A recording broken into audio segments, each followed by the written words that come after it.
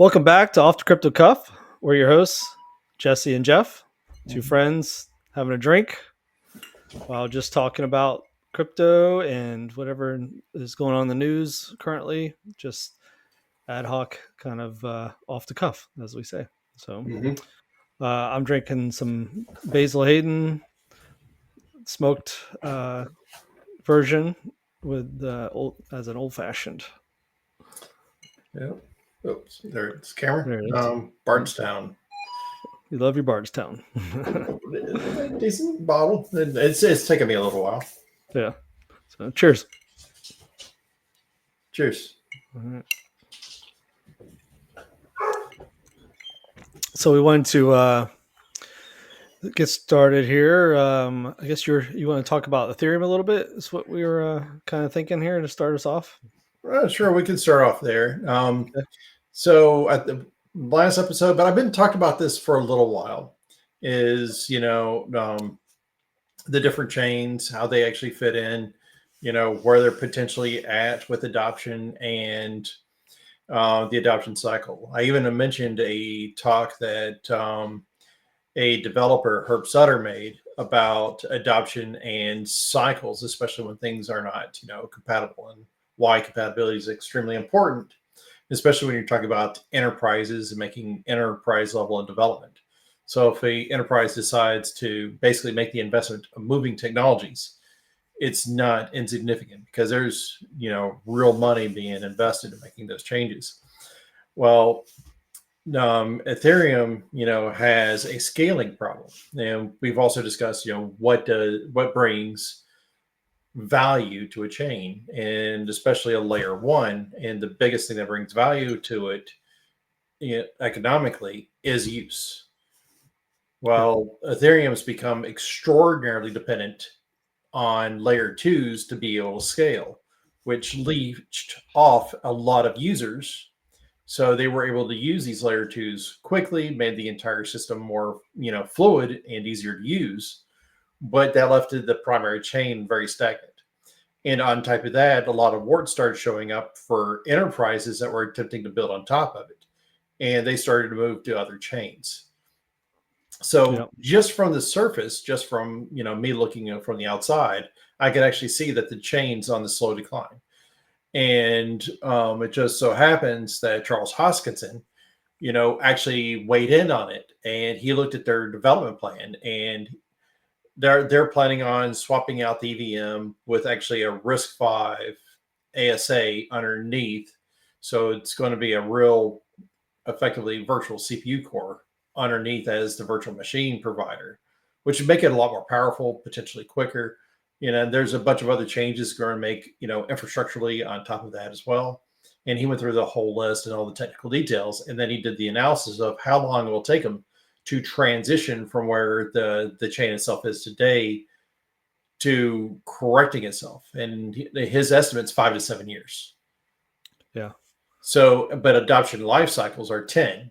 And if enterprises are leaving now, the odds of them actually coming back when all this is fixed is going to be very small, Yeah. if at all. And they're still going to continue that bleed over that period of time. Yeah. So essentially, Ethereum could go away. Which is sad because at one time, I mean, I feel like Ethereum was pretty good. They were like the number two on like Bitcoin as far as price and just popularity too. I think in general. But like you said, I think even some of the stuff we were on, playing around with a few years back was on Ethereum, and they left it, right? Didn't what was I'm trying to think. Am I thinking of the wrong thing? Maybe I'm thinking of it was on a different. You're thinking the wrong thing. So there was Yeah, projects that were on Harmony One, that's okay. That's what. Yeah, right? And the Harmony One suffered a hack against its primary bridge, mm-hmm. and basically drained all the liquidity off chain. Yeah, And a lot of projects we were involved in on the chain, basically, they had to follow the money to stay alive. And there went basically the applications, and then when the applications leave, there goes the users, and then just value on Harmony tank from there. yeah, And the chain's technically still alive, barely, Hmm. But the odds of them actually recovering, even if they fulfill all the promises, is actually very small because of how saturated layer one markets become. Yeah, I mean, I think a big thing for Ethereum too is when they switched to 2.0, because they were allowing mining before, right? That was a proof of concept Yeah. with them. But when they switched that over, I think it seemed like it's like there's no more miners, so people aren't interested in the chain. On top of that, I think. Well, I think that has some contribute. I would think it has. This is me talking. I don't know what I'm saying for sure, but it's, but it's. I would think that would make it where the blockchain is being used less because there's less drive to use, to be on it, to be doing things, than because the mining people aren't making money on it essentially, right? Because there's no, no they more. are. So there's multiple ways of staking. I don't know all the different ways, but there Yeah. are still theoretically incentives of running an Ethereum node. Just the Ethereums are not basically the mining rewards. They're basically the transaction fees that actually happen when somebody actually manages a transaction across your node. That's the way a lot of proof of stake chains actually work, and the way those incentives actually end up working out to encourage people to run a node. I mean, and that's true for Harmony, Algorand. I mean, a lot of them, reward people for running the node Hmm. through the transaction fees. And then you have the built-in staking, which was the big thing. And when you actually ran the math, when they first initially did it, there was such high use on Ethereum. It was technically Ethereum was deflationary. So that meant that the amount burned during a transaction was greater than the Ethereum creation during the reward period for basically the blocks. So this was basically the staking reward. So basically, it was an inflationary token because of the way that worked. Well, it, creates new Ethereum, but because of the burn that's built into it, it was actually creating fewer than were getting burned. But as we were saying, as I said, their use has dropped significantly because Right. of the layer two scaling solutions and other things, and people moving elsewhere to actually define use cases. I mean, they're actually now, instead of actually being deflationary, because the way the protocol works, it's all baked in. It's still producing the same amount. So therefore, now it's on this inflationary trajectory. And somebody else was actually doing the math on it. It's like they don't actually see it actually recovering and becoming deflationary again. Hmm. Basic economics, I guess. There. Right. I mean, exactly. Yeah. Um, Yeah. it's like talking about the economics. Actually, this was one of the things. Is like because we were, it bleeds all into this, and especially bringing up on Harmony One because we were both involved in some of the gaming projects that were on there. Right. Yeah. I thought Yeah. some of them were actually really cool, and then as I started trying to think about the different incentives and the economics, tokenomics, all those things that bring these projects value. And some of them make complete and total sense, whereas others not so much. And like for example, one of the projects I was involved in, again, as like it turned into a complete loss. I lost, a few $100 because I used to play Magic the Gathering when I was in, high school back in the 90s. Love Yeah. the game. It's a collectible card game. Some of the cards, especially the cards from back then, I wish I had my collection. They're worth a pretty penny because the whole point is that rarity plus time, right? Right. And the idea of there being a market and it being collectible. But when these types of companies, go online, so you can play Magic the Gathering on your phone, they promise you rarity, but how do you know how rare it is? They're not going to open their source code. And that's where it's like for those types of things, it made sense to me is it's like, okay, they're minting these cards as NFTs on platform. Anybody can query the chain and say, okay, this thing was minted once, this one was minted 10 times, and so on and so forth. So you can prove the rarity of what you're buying.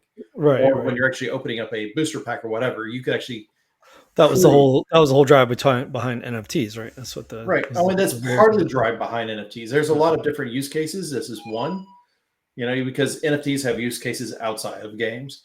right. Um, just trying to focus this. And then you end up hearing stories about play to earn games.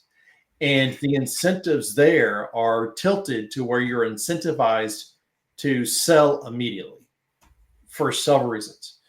Um, a lot of those types of games people actually end up using to actually earn a living, whether it's just bonus money or whatever. So they're not really having fun. So it's really hard to maintain any kind of real joy in those types of games. And I'm sure there's ways of actually modifying the utility and tokenomics of it, but it becomes kind of interesting is the way it ends up working out, because the people that are trying to make money on it, they immediately sell. So that puts some selling pressure on it. The selling pressure puts pressure on people that are just trying to play it, but they're like, okay, the token's falling, so I need to sell. Now you're actually into the spiral of there's always more sellers than buyers. So ultimately, the value of a play to earn game token is going to collapse. Mm-hmm. And that's just the way history so far has shown these types of economics have worked. Now, if somebody can actually show me in the comments a play to earn game where the tokens actually gained value or remained stable in value, I would love to see that example and what they did and how they incentivize it. I have a few ideas, but I mean, a lot of it has to boil down to is that the economics in the game have to work to incentivize buying and holding, and more specifically, incentivize holding. Right. Um, yeah, I mean, so it's like that's kind of where that conversation was kind of heading. Is like Yeah, I I got you. kind of hit my own like a little dead end. I think I Right, have right. words sticking up here. It's just like Yeah, I saw the saw the cliff. you're like, oh, Yeah. but I mean, it's like you've played around with a few of them. It's just mostly of the NFT. Yeah. I feel like the NFT thing just kind of fizzled out in general. It was very big there on that bat. And who knows, we may see it again because we haven't really seen the bull run that we were hoping for or that was predicted. So we'll see.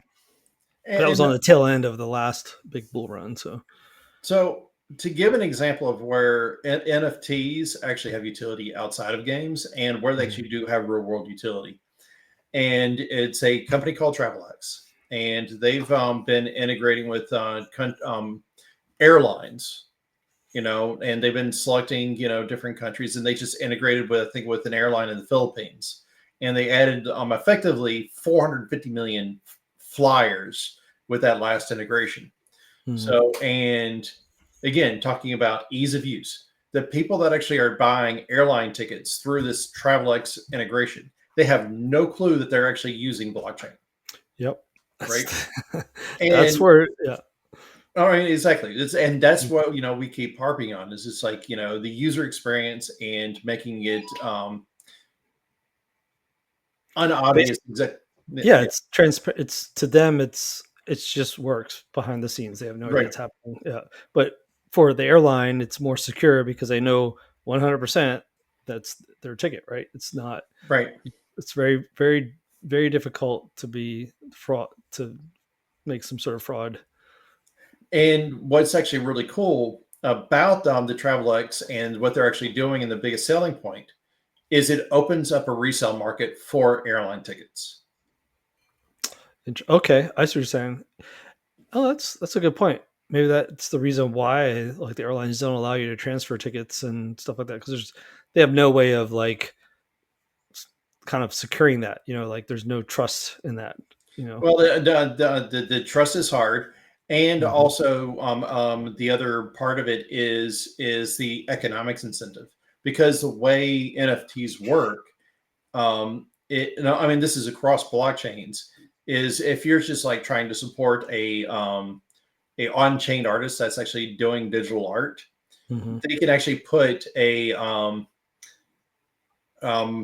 origination fee, effectively, or originator's fee associated with that NFT. So every time it resells, they get a small percentage of the resale price.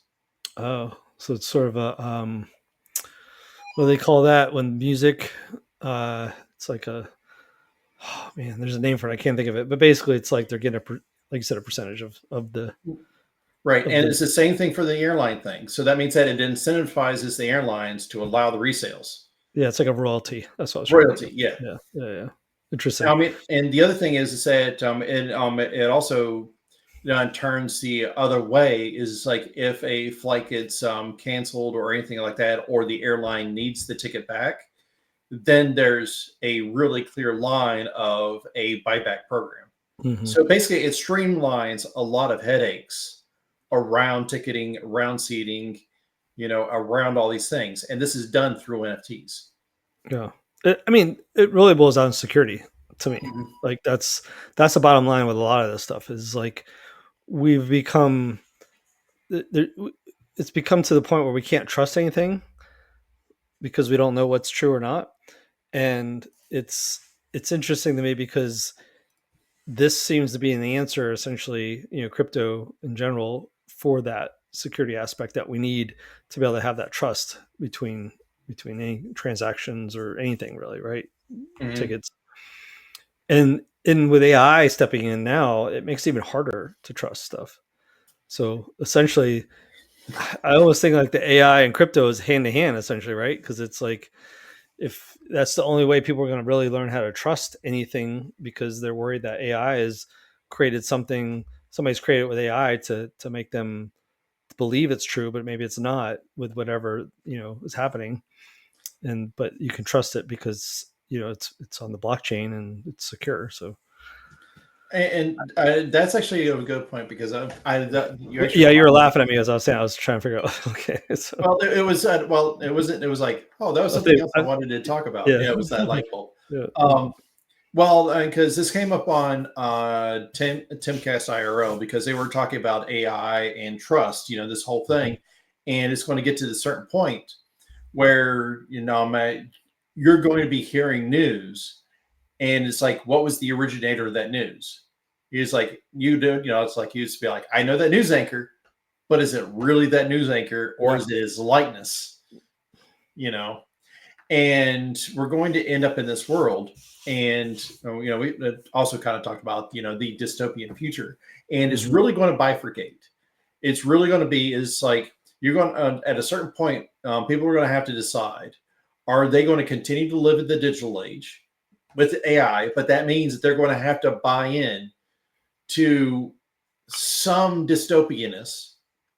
Hopefully, produced the right way to where it's not freedom restricting is freedom enhancing, or you're just going to have to go Amish. yeah, Just forego all yeah, yeah, technology, right? Just give up TV, just give up the internet, just not give up on life, but just live yeah. a Just very live it. simple life. And honestly, And I go ahead. go ahead. No, go ahead. I'm I gonna mean, spin off of that. I definitely see that coming. And this actually brings up into a different story. So if you wanted to continue this train of thought. Oh, what I was so Yeah. I've it's interesting because I mean on social media and like all these different platforms, you see a lot of people who are moving, like younger generation, like even younger than us, that are moving towards that more simplistic life of living on on the land essentially. They're Mhm. farming, they're learning how to they're learning how to produce their own food, and just in how like people are learning how to like make butter. They're like, whoa, I can make butter with cream. Like I just take this cream and churn it and it turns into butter. Like what the hell? Like it no, it's serious. Like these people are like not. It's like, but what it is I think they're relearning what like our like probably our grandparents did Mhm. essentially, and how life was like. They're seeing all these things that you can actually make from scratch, and it's healthier for you because that's the big movement. A lot of people are trying to get away from the food that's in our country, that's so Mhm. terrible for you with half the ingredients are illegal in other countries in this world. And and they're moving towards that. I got my own cows, I got my own chickens. I grow my own garden. Then I produce my own bread. I produce my own milk. I produce my own uh, butter and cheese and all these things that I mean, flour. Like to be able to make even like tacos, things like that. It's like they don't Hmm. realize that people made these things. Like it's so crazy to them. And I mean, I think for us, we're at that generation of like, yeah, we knew about that, but we never did it. And we've seen it happen where it's like it's mass produced and you can buy it in the grocery store essentially. So we're kind of in that weird area where it's like, oh Hmm. yeah. But the basically the spinoff from what you're saying is like, I think that's part of the drive is just people are trying to get away from the technology a little bit, kind of like check out social media because I mean, to me, social media is toxic. You see the best picture of people's lives in social media, and Hmm. you naturally compare your life to that, and that's unhealthy. And so I think a lot of people are realizing that, and are between that and the how unhealthy technology is kind of, especially the generations that have just grown up with it as it's normal life, and then learning that or seeing how bad our food is in this country, and they're trying to move away from that, and it's kind of interesting. I think there's a whole movement right now happening with that, honestly. But yeah, sorry, spin off. Yeah, No, no, no. but yeah, I Uh, mean, what else was about, so yeah. well, so there was actually a video that I shared you, which actually kind of blends into this whole conversation really neatly. Okay. And it shows where we are effectively going into the future. So apparently, one of the biggest things out there is chess and chess tournaments. It's huge, and properly tracking stats and actually proving those stats are yours and you're not lying about your stats. Okay. So whether you're a Yeah. master, grandmaster, how you got there and all that stuff. What So you're form going the other direction, technology. That's what. techno Yeah. yeah, I'm going back to technology, but in other words, it's like this divergent future and where we actually are headed. So the video basically was the telling of the story of a woman that actually is a professional chess player, does tournaments all the time, and she plays on multiple online apps, and that means multiple logins, multiple stats, and trying to track each one, trying to correlate all the data, and it became very difficult. And on top of that is going between them is taking that information to be able to sign up for actually in-person tournaments. And so there was one that actually offered for a chess digital ID. So she went and took her her wallet, and again, this is all on blockchain. No, signed up for a digital ID, so she had a KYC, which is know your customer. So she had to prove who she was once. But what they gave her was a this chess tournament token that she effectively controls, and she controls how much information actually leaks out of it, which means that there's only enough information to actually say yes, this is the part that this is who she says he is. She is now at every single chess app that she uses that's signed up with it. She now has single sign on Hmm. with a single ID. Now she actually has singular tracking of all of her stats across all these sites because of it. And then she found out of a tournament that was actually happening in her hometown, but she was actually late to sign up online. So she showed up in person, pulled up her digital ID. They verified it within seconds, and then she just walked in and played. Yeah. So it was You actually a really cool story. I think did we talk about this before? I feel like I feel deja vu right now. Like I feel like this is either we talked about it or I sent the link to our group chat. So yeah, this I think was Thursday of yeah. last week. Okay. Yeah. That's interesting. Yeah. Maybe it was something similar. I don't know. I just But got yeah, we've deja been vu off talking about this the all. concept and the idea Yeah. of digital IDs, Yeah. because they're going to become part of our daily life. So Yeah. that way you could actually have your master ID, which is your driver's license. It is everything that you are. And then from Well, that, you could theoretically spawn like this is my gaming ID. this is my spam folder ID, Right. right? Yeah. So then you can Well, we're actually already moving have that direction. We have the real IDs that are happening. So, or those has happened. are Yeah. centralized, government controlled, all Oh, I the know what it blah blah is, blah. but Yeah. I'm But yes, I just mean that. saying But that's sort of the same thing. It's like, yeah, it's the government, Big Brother, watching wherever you go. yeah, But yeah. yeah, yeah. Digress. Speaking That's of the why I said it's government, just that it's very easy to get dystopian yeah, into the yeah, future, right? yeah. So you have to kind of decide on where you want. On is like, what's your gamble? Right, right. Do you wanna be fully plugged in, or do you want to be unplugged and live as a what did you say, as a shire? The Shire. Yeah. Yeah. Anyways, politics. We're at 100 days of Trump. How do you feel about Mhm. that? Yeah. As you were talking about that, I was going to say make America healthy again, but now it's Yeah. Yeah. I mean, it's been an interesting ride. I feel like hmm I do feel like people are starting to see the big picture, and understand the tariffs and stuff. I do think there was a big need. A lot of I don't think a lot of people saw the tariffs as being a negotiation tactic, and I think that's what it was. Um, he knew he had to be extreme. Well, all right, I don't necessarily agree with it, but I think that's his play. He's extreme, and so he's like tariffs, right? Now he's got everybody at the table. People are talking. Um, I think it could be good for us. I mean, the more and more I learn about how we operate, this country is founded on tariffs, essentially. hmm Like, and it worked. And then the whole thing was, hey, the rest of the world is struggling. We're a booming economy. Let's remove us from the gold standard.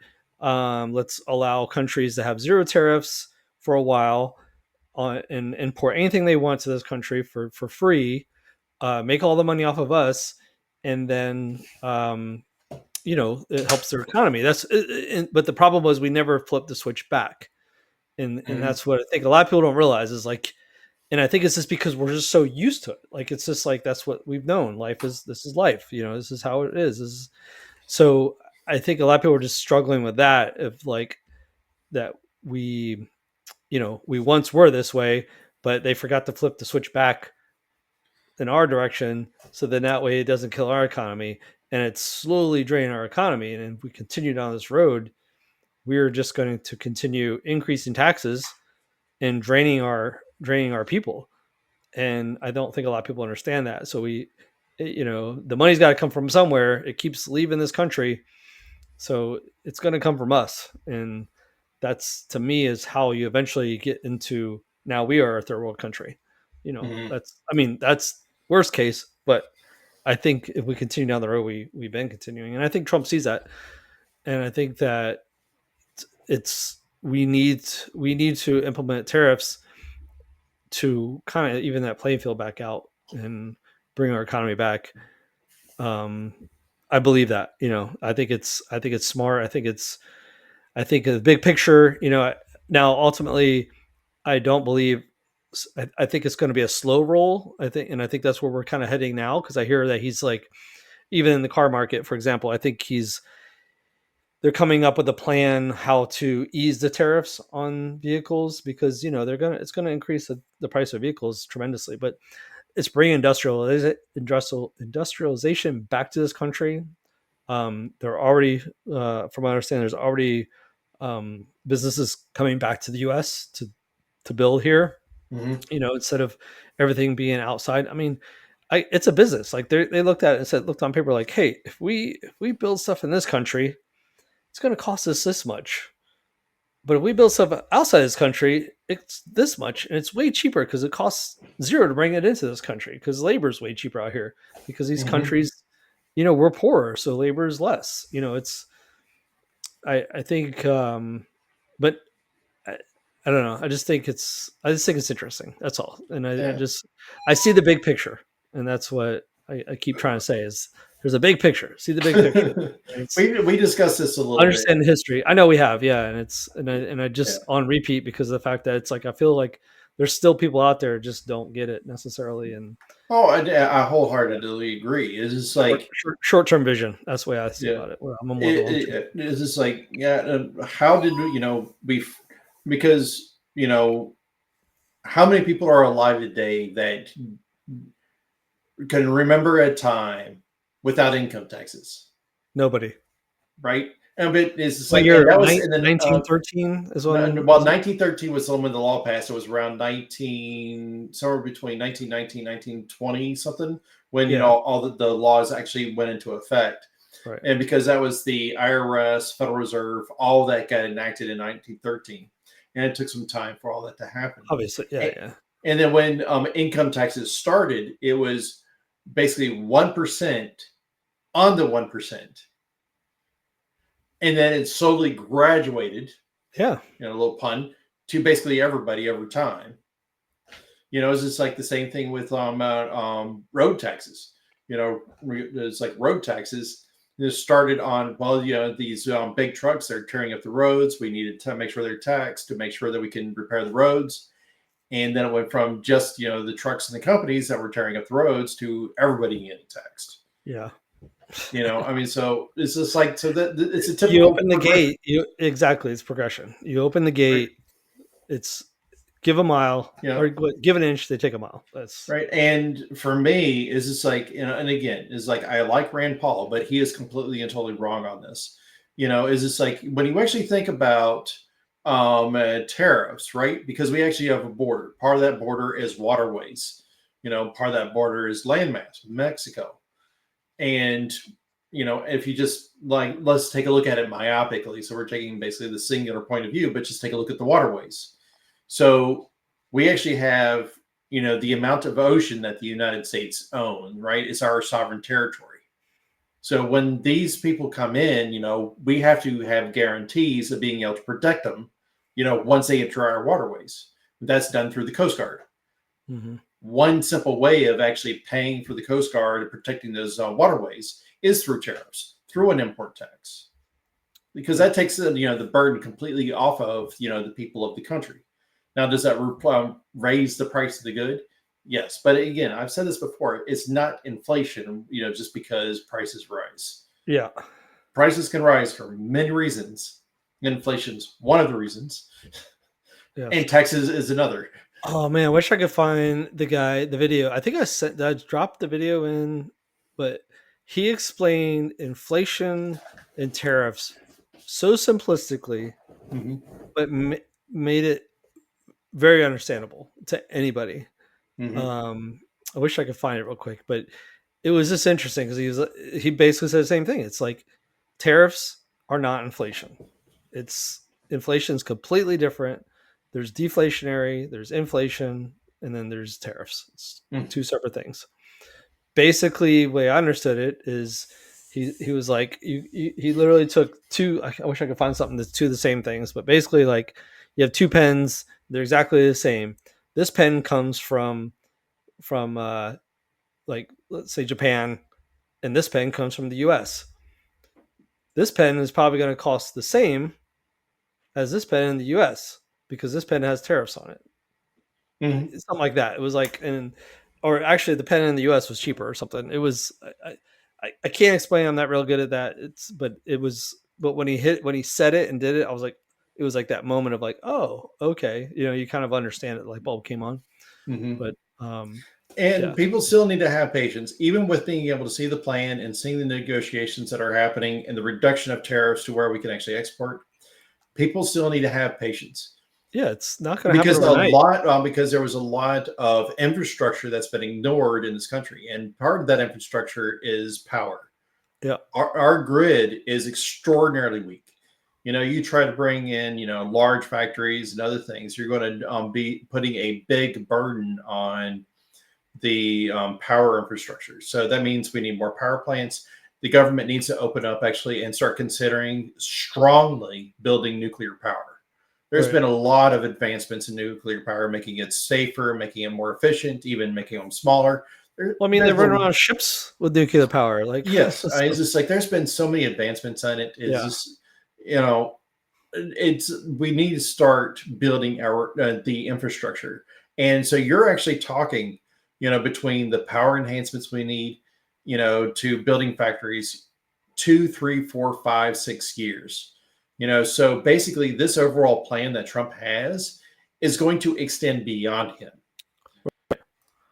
And that's one thing to keep in mind. It's like, well, I thought this was going to turn around. No, it's like, no, we've been abused, beaten for over a century.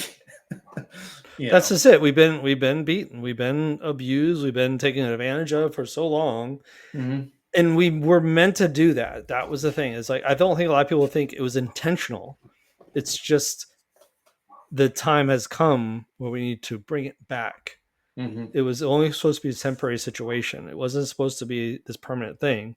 And I think that's where a lot of people don't understand. It's like they forgot to flip the switch back. That's what was the greatest thing I heard. That it was like, I'm trying to find it.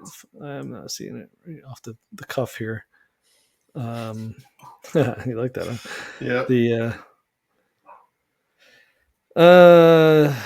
Yeah, I don't know. Oh, there it is. Tariffs broken system. Yeah, okay. I think this is it. I wonder if I can find it where he's actually explaining it. I really like this guy too. His name's Andre Jink. Yeah. So anyhow, is there a way to post videos on here? Do you know? I don't know if there's like, so you can actually see. We can always post a link in the description. Yeah. Can you hear it when it's playing? Oh, you're talking about right now? Yeah. Yeah. So you need to share the window, and I pop it in. Okay. Well, let me see if this is what I'm looking for here. No, it's not. I can't find it. No. Yeah. It's like a 60-minute clip. I wanted to find that piece.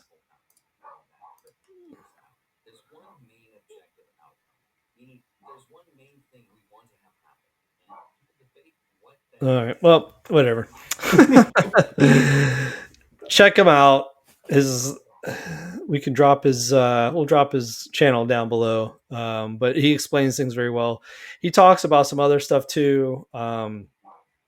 Just about, he does talk about the global reset, but he explains it. It's not such a, a lot of people think global reset and they start thinking conspiracy theories and stuff like that. He's not that guy. He explains it, what the true meaning is behind it when people talk about it. And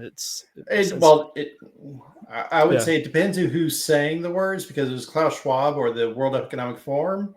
Mm-hmm. I would say all the conspiracy theory dollar bills should go off.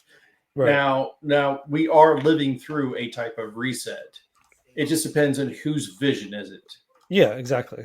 I agree. Yeah. Expand on that.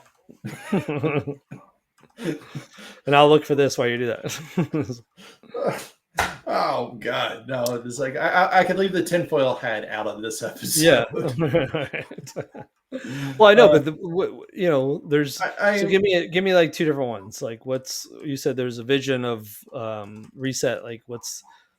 Well, there's the World Economic, Klaus Schwab, where they actually, and they've even tried to bury this, but you can still find the videos, because once something is on the internet, it lives forever. You can't delete it. And they're famous for actually saying you will own nothing and be happy. And we're already starting to live it through that. And that is actually kind of dystopian, and it is actually kind of disgusting, because Jesse and I are old enough to remember of, hey, look, my book collection. And CDs, DVDs, Blu-rays, being able to actually buy physical things and owning them. Now we're actually transitioning into the age of, well, you buy it on Amazon, or you have Amazon Prime and you just watch it once, or you have your Netflix, or you have your Disney Plus. And the idea of actually buying and owning something for the long term has slowly gone away. And the idea extends beyond these these types of things, is it's going to extend into, cars and other things. It's like, why do you need to own a car? Is it's like, now there's going to be a AI taxi that you can call at any time. You don't need a car. Why do you need to travel so much? The idea of the 5-minute cities, or it was the 15-minute cities, where everything you ever need is with 15 minutes of you. But if you ever go outside of that 15-minute window, we're going to tax you. It's those sorts of things. As I said, it gets really dystopian really quickly, Right. depending on who you listen to. And that's why it's like, I'm very optimistic of what crypto can actually provide, what layer ones can provide, especially when they're open and honest about what they're doing, what they're trying to do. But it could get really anti-freedom very quickly. And that's why I said, it's like, we're coming up to this point, especially with AI, with fake news and this, a lot of stuff is just like, especially manipulation. I mean, it's like, so and it's not original thought, this is actually Tim Pool, but and I'm sure it's like the hoax is, it's like, the fine people on both sides hoax. And so imagine a AI edit to that video to where he said some people on both sides are fine. Mm-hmm. Or he changed, said some neo-Nazis instead, right? Need to be, in other words, changing one word. It still sounds like them. You can still see the inflection and everything. It looks flawless. This section of people see the doctored video, but they think it's real. This section of people see the real video. Now you actually have this really big clash. It's no longer just a clip going around. It's 2 full-length videos, but the context is completely different. The meaning is completely different. That's the version of the future we're heading to really fast. And how to prove which one is the real one. Right. I found the video. Okay. And the clip. I'm ready to share it. Okay. There it is. Let me add it to the scene. There it is. All right. So let's comes from just the first 2 months of Mr. Trump's presidency.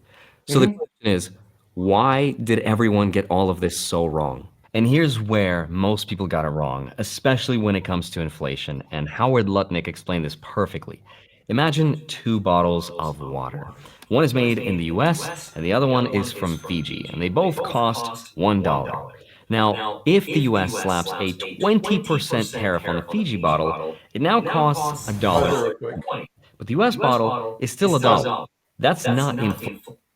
There's like a lot of echo. Is it coming out of your speakers? It might be. Let me calm it down here. There we go. Inflation. That's a consumption tax, and you as a consumer still get to choose which better? one you want to buy. But now let's say the government prints another $1 trillion overnight. Suddenly, there's twice as much money chasing the same 2 water bottles, and now both water bottles just cost more. That's inflation, which is not caused by tariffs. Instead, it's caused by printing money. So while everyone was pointing fingers at tariffs and blaming them for inflation and economic ruin, something else was happening behind the scenes, and that's what most people missed. But now, let me take a quick pause from the finance talk to talk about your internet privacy. Today's video is sponsored. There you go. Well, I think he's going to come back to it. Well, I'm taking it off. Oh, do you want me to leave it on? Right. Yeah, hang on. I'm going to bring it back. And by the way, while we're taking this short break, please check this guy out and support his channel. Yeah, no, I like what he has to say. I think he's sensible about stuff. Let me see. No, I'm not seeing where he's talking about. Get your thoughts. March for volatile. If things were being quite a global pandemic, look in the year from the next case in that video, and now let's get back to it. So now I want to share with you how I'm treating this news and how I'm personally investing. All right. Okay. Well, anyhow, you understand the idea, I think, behind it. Like, yeah, I mean, he nailed it really quickly with that very simple example of what I'm trying to say. Is it's like you have money printing, which is the inflation of the monetary system. Yeah. And when you print money, your prices are going to rise because more money chasing the same goods, versus a tariff, which is basically a tax on some goods, not all goods, and those some goods, the prices rise. Now, if there's sole source, in other words, the good is only available because of where it's coming from, it's not made here in the US or there's no equivalent, then yes, it's going to look like inflation to the layman. Right. Go to Etsy. Huh? So go to Etsy.com. There's a maker somewhere. That's right. No, but I do. I think that's a big part with people. They just and that's why I like this guy, because he seems to be spreading like facts, essentially like real economic facts, and I think a lot of people just don't understand how economy works and money works, and I think this guy does a good job of explaining it. I mean, he does actually do a good job explaining it, and it is really hard to keep bias out, and just stick to basically the facts of it, because there's a lot of Trump haters out there that, regardless of how good of a job he does, it's like he could run to a burning building and save children, and it'd be like, he shouldn't have been in there. He should have waited for the firefighters. Yeah, and watch all those children die. The greatest thing I heard recently, was they were doing like kind of like them street interviews or something like that, and basically they would ask, "Hey, how do you feel about a certain topic?" and doing a certain thing with that topic. And people were like, "Oh, that's terrible! Like, I can't believe that." Automatically assuming it was Trump because of what the topic was, Then they would play the video of the other party who was saying these words and implementing, this is what they're going to do. And they just, and then walk away, which is hilarious, because they're literally, that is, to your point, is like people just, and I get it. Like he's not like he comes across as very unlikable person. Mm-hmm. And I think I've said this before. I don't want to like our president. I don't care. I don't care who he is as a person. We wouldn't know him if it wasn't for social media and the news this day. I guarantee if you knew some of the great presidents like Abraham Lincoln, even George Washington, other big name, I can't even like think of people like Kennedy. I bet if you knew those people as you know our president now, you wouldn't like them. A lot of people. There's a huge difference. I mean, because if you want to bring, somebody like George Washington, into this, because generally, right, there is a big difference. And, we both served. There's a big difference between liking somebody and respecting somebody.